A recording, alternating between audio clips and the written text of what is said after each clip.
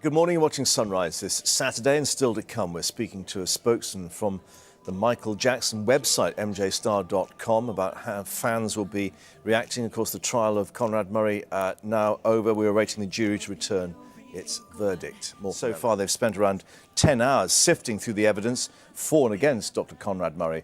He denies involuntary manslaughter. Well, joining us now in the studio, Rich Hykins, who's a spokesman for the Michael Jackson website, MJStar.com. Thanks for coming in. Good morning to you. Good morning. They've got a lot of medical evidence, really, to look at, and the issue about propofol, that drug we've heard so much about. But the other thing is, it's such a sad picture that's been brought to us of Jackson at his home and what he was doing to himself medically. It's unbelievable. I mean, I think people are in shock still from, I mean, I'm in shock, and we knew the half of it because we deal with it every day with the site, and you sit there and you listen to what people have to say, but you just have to, you have to feel sorry for everybody involved in the case, and even Michael's family and Michael himself. I mean, unbelievable. Do you think it's the fact that the family hadn't realised quite what his position was, and they're as much in shock as the fans are?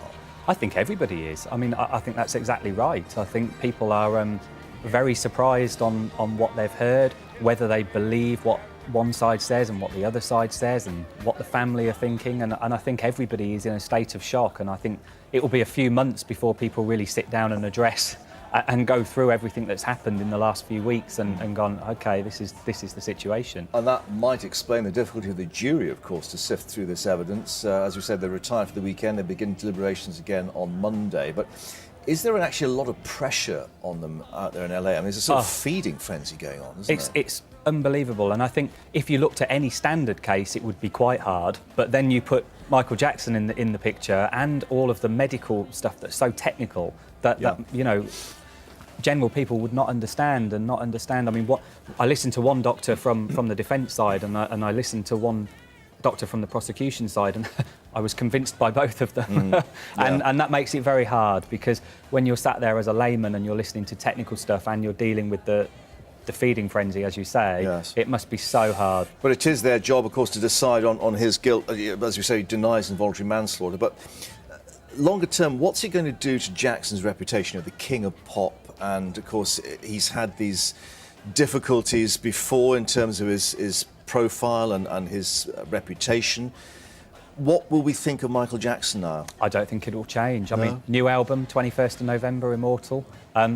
Big tour going on at the moment, which the album's based around.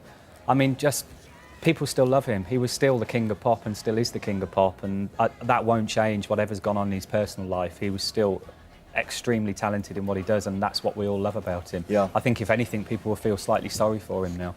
Yes. OK. Well, Rich, thank you very much indeed for that. And, of course, we'll see what emerges in LA as that jury continues. Lovely. Thank you very much indeed.